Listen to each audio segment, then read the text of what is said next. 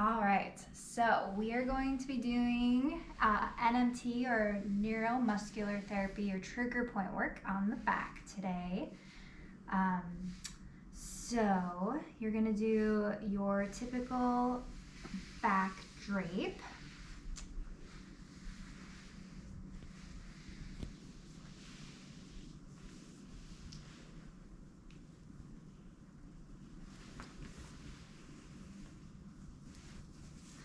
So first, to test how the back is feeling, you will do they call the spring test, where you just press along the spine and just see how much movement there is.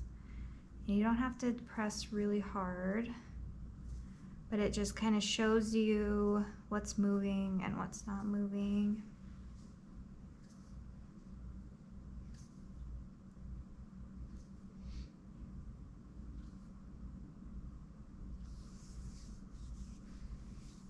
You can even kind of press in the ribs and just see how much movement you get with the ribs.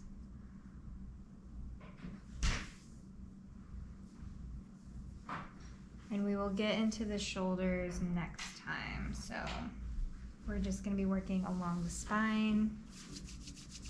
So for this work today, we are going to be using an oil or a cream.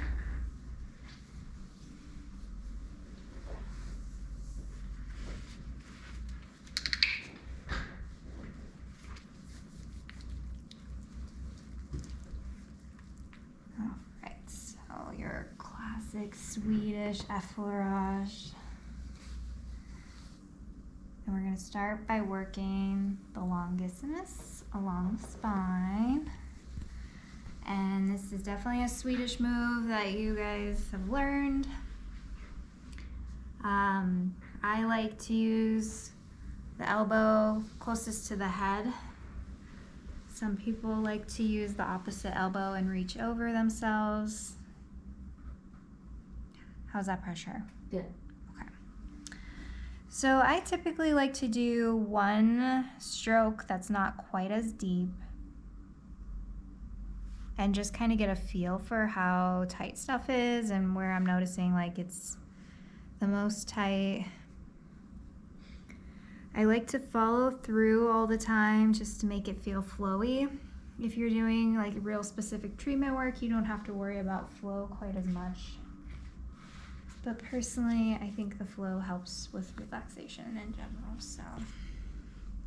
So we saw how to do it with the elbow.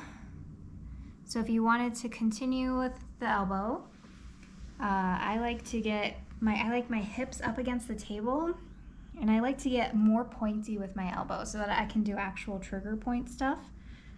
So as I come up, I can kind of tell it's tight in here. Is that pressure okay? Yeah, it is tight in there. Is it too much? Maybe just a little too much. That's good. Okay. And is it referring anywhere? Not right out. Okay.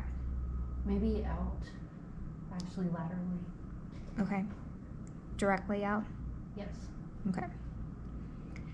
So I'm just gonna chill here until I kind of feel it soften under my elbow. You can have them take like a deep breath into the area. So you just say, take a deep breath under my elbow here. And I'm gonna just squeak up just a little bit more. Is that okay? Mm-hmm.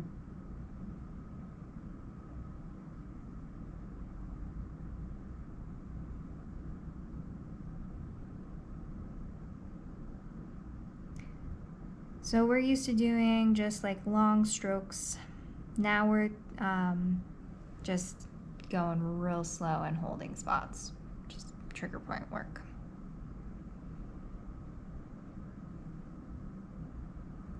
And for me, I'm waiting until I feel it soften. There's that wonderful, have them tell you when it's a scale of 8 or 8 out of 10 and have them tell you when it softens or like is less. But I like to just use my feelers.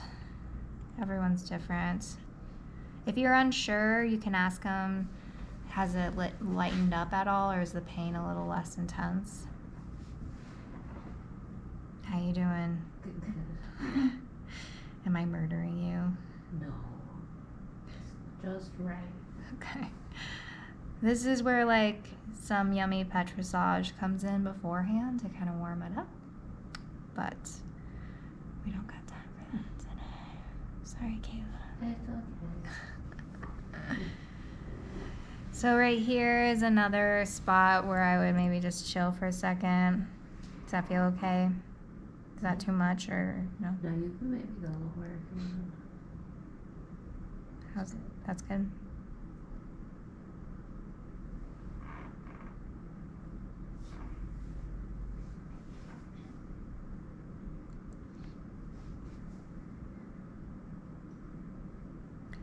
And if you have one of those, sometimes people's erectors in general are so tight, like you can't stay on it. It keeps kicking you off. Have you guys experienced that yet? Yes. Okay, so luckily her body has had enough work where it's like, I can tell it's tight and not always the happiest with what I'm doing, but It feels safe. it's not like kicking you out. And sometimes they're raised up. You guys seen that too? Yes. They're so fun. So what I do when it's like that is I will come in with my fingers. I'll find a good spot. So like, sorry, you got your little spasm in here. So right here on her, she kind of has an automatic spasm kind of reaction, which I think it's like maybe rib or something's going on in here. So what I will do is I'll come in more specifically with my thumb, and I will do like a specific trigger point work. Is that pressure okay? Yes. So sometimes instead of using my elbow and like focusing on the entire line, I'll just kind of push along and be like, oh, you know, it's tight, but oh, there's a knot. Let me just chill here. And then I'll switch to thumb and go in. Especially if they're kicking you out, this is like a way less invasive than like a full-on elbow. You can even use your fingertips. So you find it and you just chill. And you'll start to feel it soften. If you do that at some of the major trigger points, I don't know if, I forgot to bring my Informed Touch book in here, but if you look in your Informed Touch book, it will tell you the trigger points for all of these muscles we're working on. But like right in here, definitely she's got some stuff.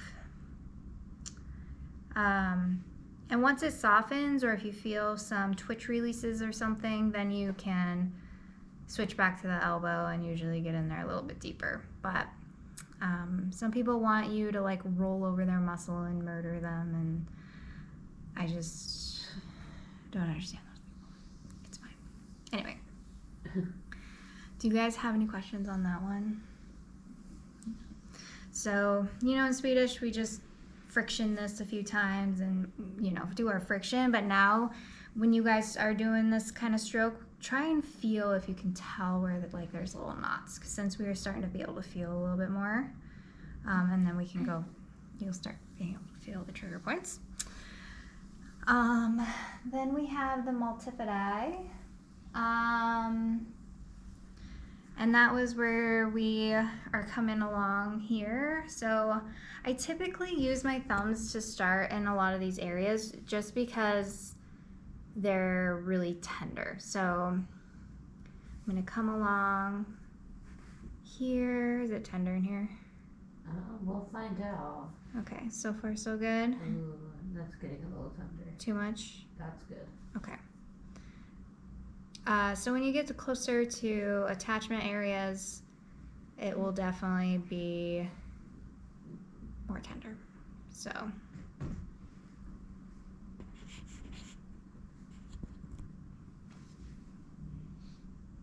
And I go really slow with this work.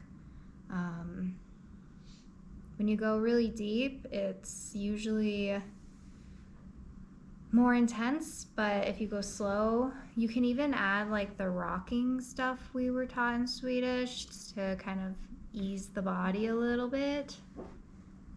But you can also use like your knuckles if you wanted to for a little bit more broad pressure instead of a, you know, more specific thumb. And then I always like to do my make nice afterwards. So the intercostalis. So when you're working on the 11th and 12th rib, they're short and the organs are right underneath. So starting at the 10th rib is usually the best idea. You don't want to, like on the right side of the left side. On the left side of the body, you have your stomach just sitting underneath the 12th rib. So if you accidentally jab too deep, you could potentially like poke their stomach and make them throw up if they have a full stomach. So just a warning there. So it's a good time. So iliocostalis muscle, that's what we're doing. Okay, so you can find, if you have a hard time finding ribs, just you'll have to kind of press kind of broad and deep just to find them. So in here,